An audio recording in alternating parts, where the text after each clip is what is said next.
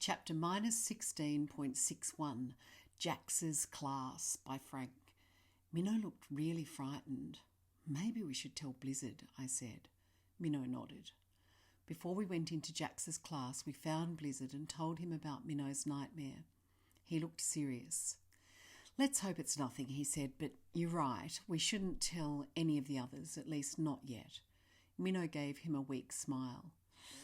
Bad dreams can be caused by food, she said. Blizzard sighed and nodded his head. I know, but you were right to tell me. We all nodded.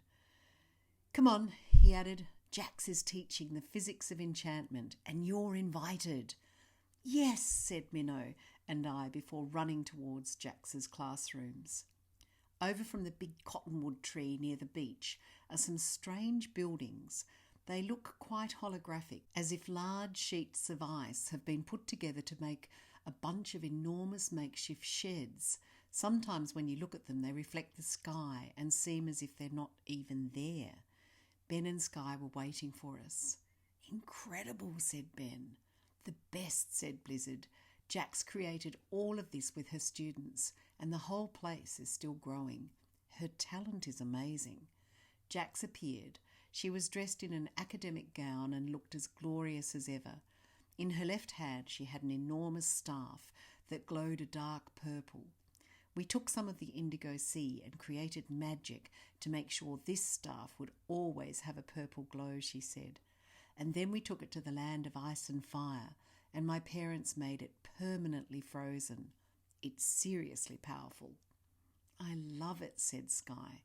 Jax smiled, clearly pleased that we'd chosen to accept her invitation. I'll see you later, said Blizzard. Have fun. I thought Blizzard had literally disappeared, but then I realised there was an icy elevator right next to the stairs we'd come up. There was a loud clatter as Solo and Escher raced up the stairs, their faces red. You guys, said Solo loudly, you're everywhere. Well, they're here, said Jax. I'm not sure about everywhere. Don't get all logical, said Solo. Jax rolled her eyes. Come on, she said. You're late. We're about to start, and in case you'd forgotten, you two are leading this one. Solo and Escher both mumbled an apology, but we could tell that Jax wasn't cross at all. Chapter -16 Jax's Classroom by Frank. When we first entered Jax's classroom, I thought that maybe we'd been transported to the land of ice and fire. The floor of the massive classroom was made of ice, and all along the back wall was something that appeared to be molten lava. Wow, said Ben. Double and triple wow, said Sky. Please take a seat, said Jax, on one of the bikes. About 20 students were sitting on motorbikes with spikes on their tyres. Clearly they were designed to ride on ice. I'd never ridden a motorbike, let alone one designed to go on ice. Choose quickly, said Jax. Don't worry, it's all the physics of enchantment. You won't be hurt.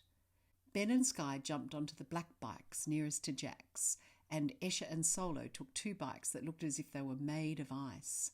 That left Minnow and I to take the red ones closer to the back of the classroom where the lava was. Minnow's bike was next to a boy who was about my age. He had a shock of green hair. Careful, he said when Minnow's bike nearly toppled onto his. The boy was scowling. Sorry, said Minnow, but when she looked across at me I could tell that she wasn't sorry at all. There are spikes on the tyres, said the boy, in case you hadn't noticed. Minnow frowned. I could tell that she was cross, but neither of us wanted to cause a problem, especially not in Jax's class. Right, said Jax. Please welcome our newcomers. Everyone yelled, Welcome, newcomers! Jax smiled.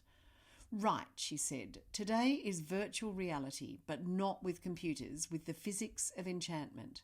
Who's up for it? We all shouted, Me! The huge room was suddenly filled with a roar as we all turned on our bikes, revving them as loudly as we could. Poor Minnow couldn't start her bike and she was getting flustered. I stopped my bike and was about to jump off to help when the boy with the green hair slid off his bike. As he moved in to help Minnow, the sharp spikes on his boots hit her leg. Ouch, she said.